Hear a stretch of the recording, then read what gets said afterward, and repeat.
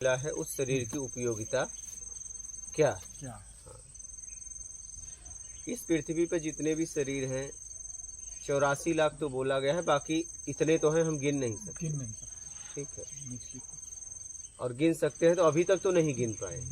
गिन सकते हैं तो सकते हैं, लेकिन अभी तक तो गिन नहीं पाए। ठीक है, तो जितने भी जीव हैं ये शरीर ऐसा है कि इसमें कर्ता का अधिकार है, बाकी किसी शरीर में कर्ता का अधिकार नहीं है। भोग और भोजन इसमें योग और कोई नहीं करता। और आज तक इस पृथ्वी पर जितना भी बोला गया है, सुधारने की बात हुई है, तो बस मानव को, और आज तक किसी और जीव के लिए सुधारने की बात नहीं हुई है। हुई है मतलब सबसे बिगड़ा कौन है? मानव। इसलिए कि इसकी 3 प्रवृत्तियां हैं, सात्विक स्वयं की, इस शरीर की, और फिर तामसी राजसी। ठीक है, ये शरीर की उपयोगिता तो ये है कि इस साधन के द्वारा उस परम साध्य तक पहुंचना है।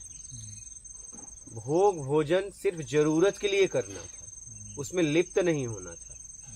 लिप्त हमें योग में होना था, योग के द्वारा अपने स्वयं तक पहुंचना था।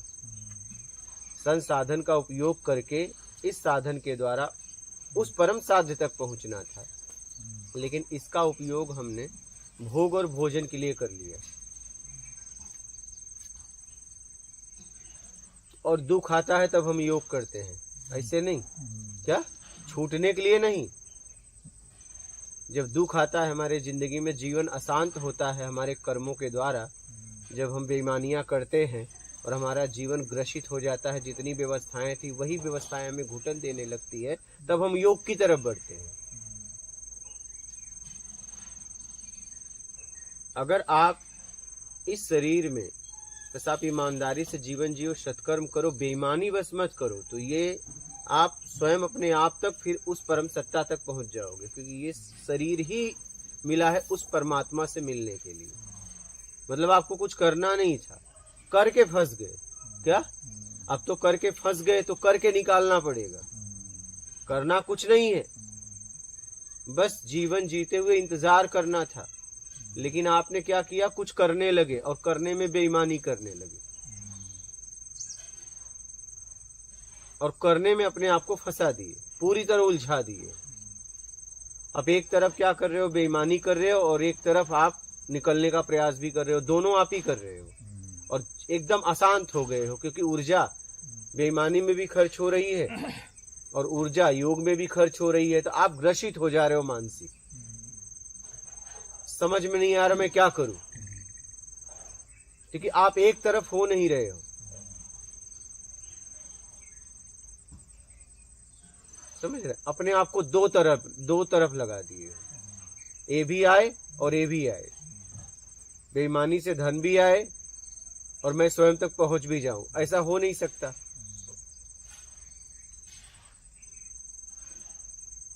ऐसे तो ये शरीर ही आपको मिल गया। अगर आप बेईमानी नहीं करते तो एक समय ऐसा आता कि आप उस परम सत्ता तक पहुंच जाते, क्योंकि ये परमात्मा से मिलने के लिए ही शरीर मिला है, लेकिन आप बेईमानी करके फंस गए।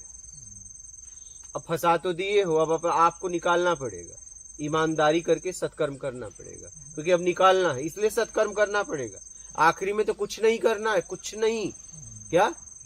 जब पूरी तरह आपके पास कुछ नहीं होगा तो भी कुछ नहीं करना है, तब तो मोक्ष। जब तक कुछ है उससे छुड़ाने के लिए कुछ करना है, नहीं तो कुछ नहीं करना था।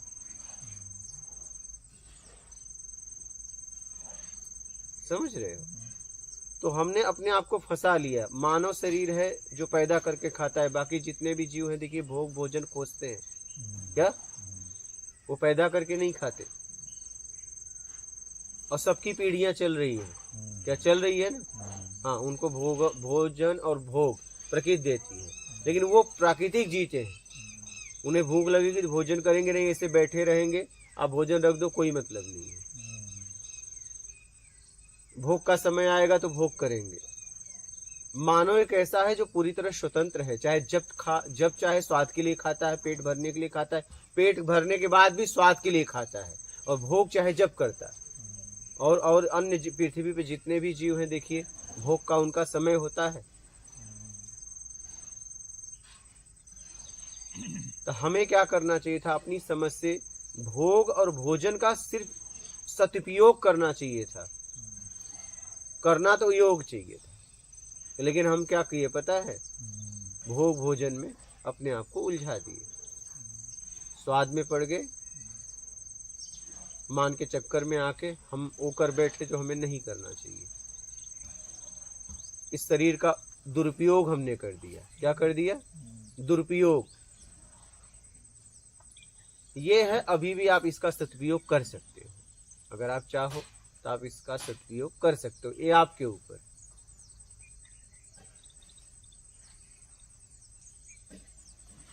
बात समझ रहे? इसका सदुपयोग कर सकते हो। सात्विक प्रवृत्ति में जियो, और ये तभी हो जाएगा जब आप कुछ बड़ा बनने की इच्छा का त्याग कर दो। बात खत्म। बड़ा या छोटा, दोनों। छोटा भी बनना चाहे तो कुछ तो अहम भाव है ही है कि देखो मैं सबसे छोटा बन के दिखाऊंगा। हाँ, ये दोनों में। हाँ, छोटा बड़ा बनने की इच्छा का त्याग कर दो, फिर देखो सात्विक प्रवृत्ति में जीने लगोगे। हाँ, और उसमें आप अपने आप को पाओगे और धीरे धीरे आप अपने आप को छुड़ा लोगे। क्योंकि आप देखिएगा, फंसाने की क्षमता आप में है तो छुड़ाने की क्षमता है, तभी तो आप फंसा पाए। अब ज्ञान को भी समझने के लिए ज्ञान तो चाहिए, उसके पीछे ज्ञान ही काम कर रहा है। बेस तो वही। हाँ, आप फंसाए हो मतलब आपको आपकी समझ बहुत अच्छी है, नहीं तो फंसा भी नहीं पाते। ईमानदारी में ताकत नहीं लगती, ताकत तो लगती है बेईमानी में। ज्ञान की जरूरत कहाँ लगती है? बेईमानी में। अज्ञान में तो आदमी अपने आप को फंसा भी नहीं पाए,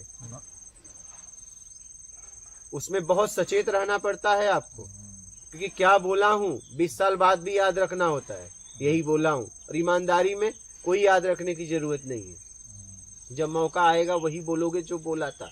लेकिन बेईमानी अगर आपने की है तब आपको याद रखना पड़ेगा कि मैंने बोला क्या था।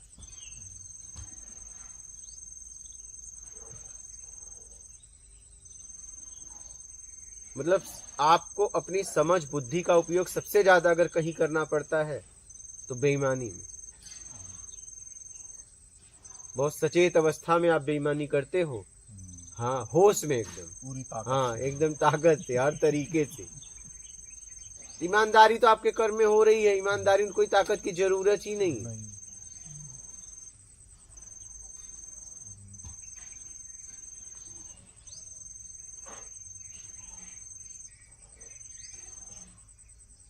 जबकि बेईमान व्यक्ति सोचता है कि बेईमानी में कोई ताकत नहीं लगती।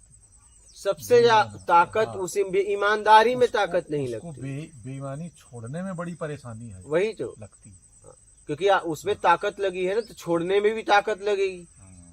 कोई चीज आपने यहाँ से उठा के ताकत से यहाँ रखा, तो फिर आप यहाँ रखना चाहते हो तो ताकत तो चाहिए। इसलिए बड़ा अपने को कमजोर पाता है। हाँ, क्यों? इसलिए कि जब वो बेईमानी किया तो अनेक लोगों ने साथ दिया, मलाई खा लिए।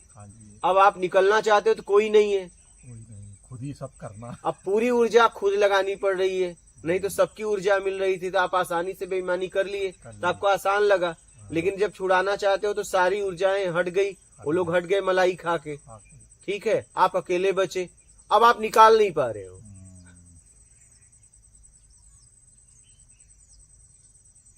अब आप निकाल कैसे पाओगे पता है? अब एक ताकतवर इंसान ढूंढना पड़ेगा जो आपकी मदद करे। क्योंकि आपकी ताकत नहीं है, क्योंकि कई लोग अकेले तो बेईमानी कर नहीं सकते। जब भी बेईमानी करोगे तो उसमें कई लोग रहते हैं, कई लोगों की ऊर्जा लगी है ना। अब आप कई लोगों की ऊर्जा से आपने क्या किया, एक समान कई लोगों की मदद लेके यहाँ से यहाँ रख दिया, तो उन्होंने उसका लाभ ले लिया। लेकिन अब यहाँ से यहाँ करना चाहते हो, आपके समझ में आया, लेकिन वो लोग अब नहीं है, वो लोग गए जिंदगी से। अब एक आदमी ऐसा चाहिए बिना मतलब का आपकी मदद करे, जिसे कुछ नहीं चाहिए वो यहाँ से यहाँ रखवा दे। अब ऐसा आदमी थोड़ी जल्दी मिलेगा। ना, ना, यहाँ सब अपने लाभ के चक्कर में घूम रहा है, आपकी मदद क्यों ऐसे कोई करेगा? हाँ। और वो भी जिसे कुछ नहीं चाहिए, जिसे कुछ नहीं चाहिए, कुछ चाहिए तभी तो वो तो मदद के लिए आएगा। हाँ, कुछ चाहिए तब तो फिर क्यों आएगा? फिर कुछ तो चाहिए बेईमानी के लिए ही आएगा। हाँ, वही बात है। इसलिए कठिन हो गया। तो अब आपको एक ताकतवर आदमी की जरूरत है, उसी को कहते हैं गुरु। जिसे कुछ नहीं चाहिए, वो आपका कल्याण करने के लिए बैठा है कि आओ हम तुम्हारी मदद करेंगे, हम तुम्हें छुड़ाएंगे, कोई बात नहीं, तुमसे हो गया देश काल स्थिति परिस्थिति में, कोई बात नहीं। वो आपकी कमियों को देखते हुए भी आपको अपनाता है। एक गुरु ही तो होता है, एक माता पिता और एक गुरु। यही तो सृष्टि में है जो आपकी कमियों को देखकर एकदम पूरी तरह कमी नहीं होती तो गुरु के पास आते क्यों? मात कर बदे क्यों आते बताओ? क्या जरूरत थी? क्यों गुरु खोजते? उसे पता है आप यहाँ आए तभी पता चल गया इसके अंदर बहुत कमियां हैं, और वो उसको निकालने के लिए आपको आंतरिक ऊर्जा देता है शब्दों के द्वारा। आपको पता भी नहीं चलता। शब्द तो किताबों में पढ़े हैं, वो वहां क्यों नहीं काम करते? क्योंकि उसमें शब्द है, ऊर्जा नहीं, साइन नहीं है, चेक है, साइन नहीं है। ये शब्द के साथ खुद का साइन दे रहा है, जाओ पास हो जाएगा। ये चेक भी दे रहा है और साइन भी दे रहा है, शब्द भी दे रहा है, उसकी साइन है कि ये मेरी खोज है, जाओ, इसे कोई रोकेगा नहीं, किसी की ताकत नहीं है, इसका बस उपयोग कर लेना। यही शब्द तो किताबों में है, नहीं है क्या? ग्रंथों में है, शास्त्रों में है, क्यों नहीं काम करता बताइए? क्यों नहीं काम करता? उसमें शब्द हैं, ऊर्जा नहीं है, साइन नहीं है किसी का।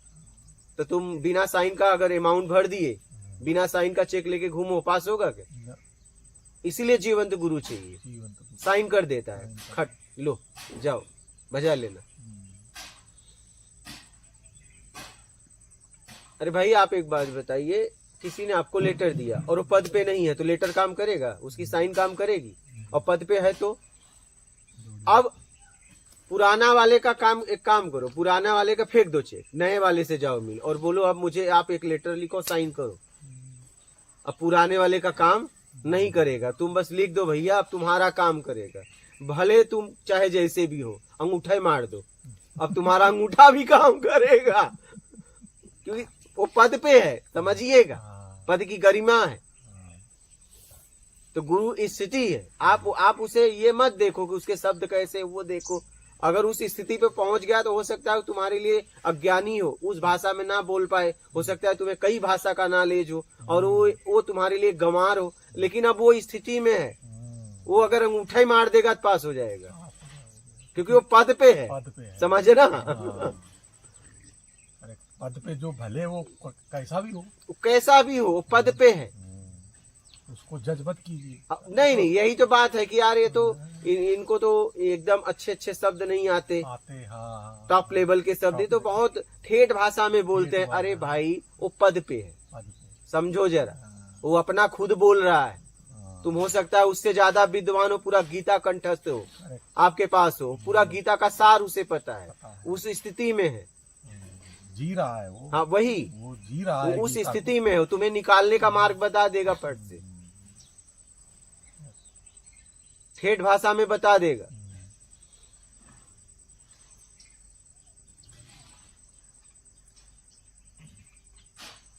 देखते नहीं आप, पढ़े लिखे आदमी जाते हैं 1 करोड़ की गाड़ी से और एक जिसे गंवार समझते वही उनका रास्ता बताता है।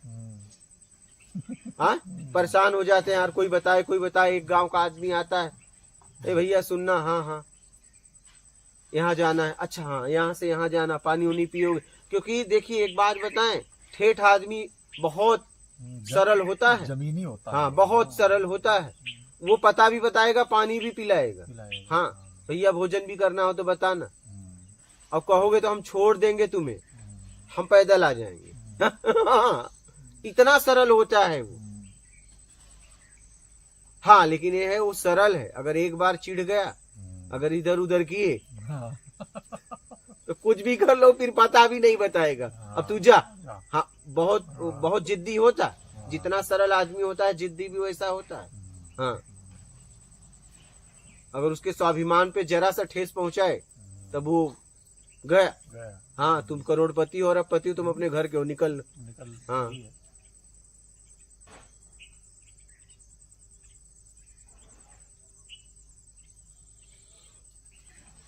इसीलिए लोगों ने कहा है, जोर दिया है कि जीवंत गुरु खोजो।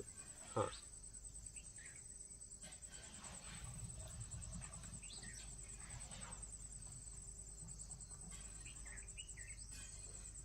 रामकृष्ण परमहंस को लोग क्या समझते थे शुरू में? सिरडी टाइप। हाँ, तब तो विवेकानंद आए जब, हाँ, उसके बाद उनका पहले तो उनको सिरडी ही सब बस ऐसे ही। हाँ, फिर रोते रहते थे वो, क्योंकि बैठ बैठ वो भोले थे। हाँ, भोले थे, सरल थे एकदम। हम्म, तो ऐसे लोगों का जीवन भी सरल होता है क्या? ऐसे लोगों का जीवन दिखावा में तो होता नहीं है। दिखावा आवरण से मुक्त हो जाते हैं। तो आपको लगता है कि इनसे ज्यादा तो ज्ञान मेरे पास है। ये तो गीता का एक श्लोक नहीं बोल पा रहे हैं, मैं तो पूरा गीता मुझे मालूम है, रामचरितपुरुष पूरा मालूम है, इनको तो कुछ नहीं मालूम है। हाँ, नहीं मालूम है, लेकिन इतना मालूम है कि निकलोगे कैसे? वो ग्रंथ जी चुके हैं ना। हाँ, आपको मालूम है सिर्फ, आप जिए नहीं ना। वही भाई गीता कहती है झूठ बोलना पाप है, मान लो। तो आपने पढ़ लिया है बस, इसीलिए। हाँ, बट बोले आप बहुत बार हो झूठ, वही। वो बिल्कुल नहीं बोला है, हाँ, वही है कि नहीं? ये फर्क है ना, ये जीने में और याद करने में फर्क है भाई। तो पद तो जीने वाला पाएगा ना, ये एकदम है ना, रटने वाला थोड़ी पद नहीं पा जाएगा। वही तो, पद पे कौन है? पद पे कौन? हाँ, मेन बात ये, मेन वही। इसलिए कहा गया है कि जीवंत गुरु खोजो। नहीं तो बोल नहीं देते, मैंने जितना बोल दिया उतना बहुत है। बहुत है, हाँ। जीवंत गुरु खोजो। देश काल स्थिति परिस्थिति में सब बदल जाते हैं, वो आपको तरीका बताएगा। तरीका हमेशा नया होता है क्या? तरीका हमेशा नया होता है। इसलिए जीवंत गुरु खोजो। पद पे कोई बैठा है उसे खोजो। हाँ, अब उसको खोजना भी तो बहुत कठिन नहीं, है। उसको साधारण व्यक्ति तो खोज नहीं पाएगा। नहीं मिलता साधारण है व्यक्ति तो उसके बाहरी आवरण में ही भ्रमित हो जाएगा, एकदम, है ना? वही तो उसको खोजने वाला भी कुछ लेवल का होना चाहिए, एकदम, है कि नहीं? नहीं तो साधारण में ज्यादातर 70 to 75% तो आवरण में ही भ्रमित हो जाते हैं, एकदम, है ना? और फंस भी जाते हैं फंस भी जाते कि हैं। वो पद पे है नहीं, और आपने मान लिया कि पद पे एकदम, है। ज्यादातर तो यही हो रहा है।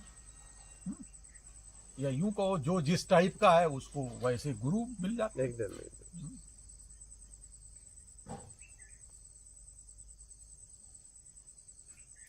इसलिए पद पे जो बैठा है वर्तमान में उसे खोजो। हाँ, समझ रहे हो? अब देखो पद पे कौन बैठा है।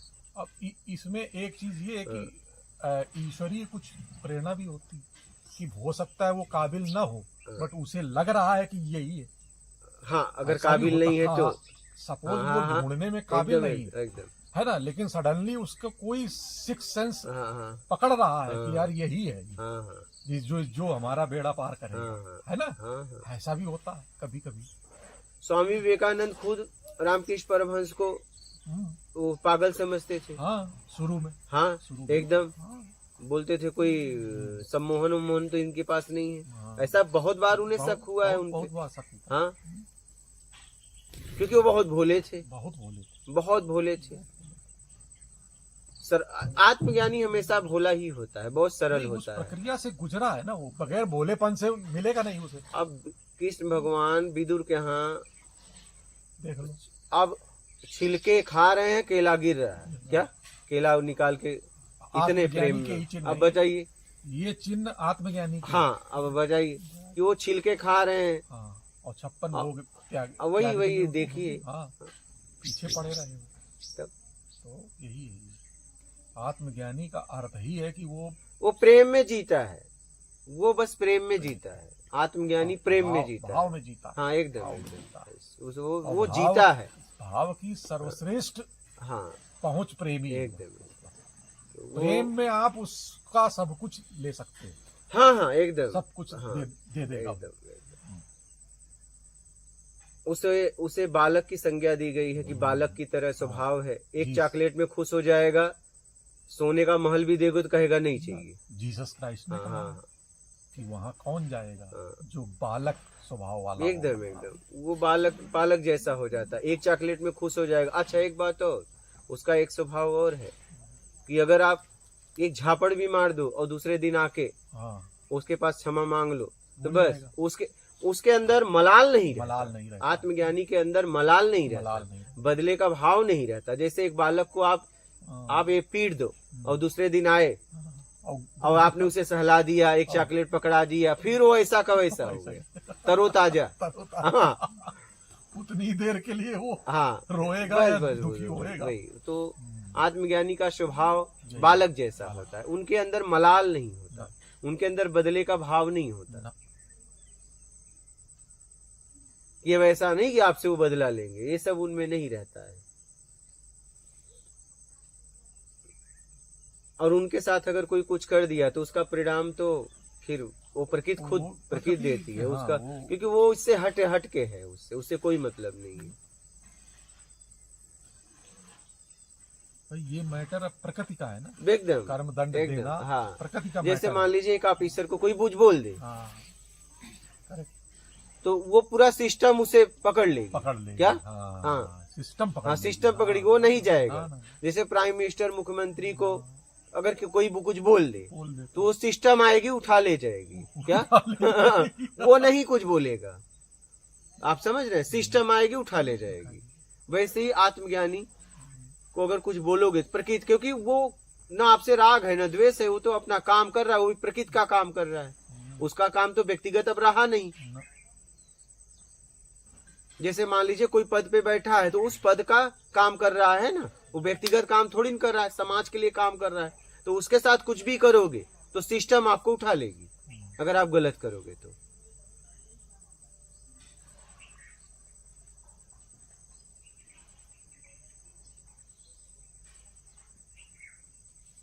इसीलिए कहा गया है कि जीवंत गुरु खोजो, पद पे बैठा हुआ। हाँ, क्योंकि वो शब्दों के साथ साइन देता है। क्या? हाँ, ऊर्जा होती है शब्दों में। अरे तभी तो आप देखते नहीं कि अरे मैं इतना सालों से पढ़ रहा था और एक दो लाइन में सब बात समझ में आ गई, और पूरी मैं इतना सालों से पढ़ रहा था समझ में बात नहीं, और बात बस इतनी सी थी। बात बस इतनी सी थी। विवेकानंद ने भी कहा। हाँ?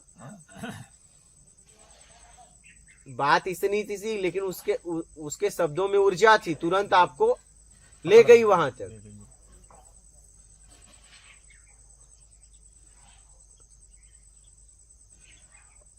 समझ गए?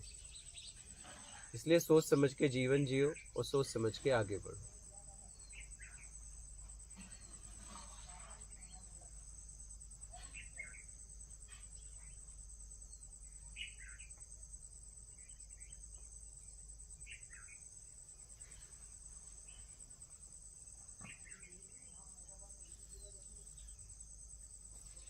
ठीक है, ठीक है। मातृ में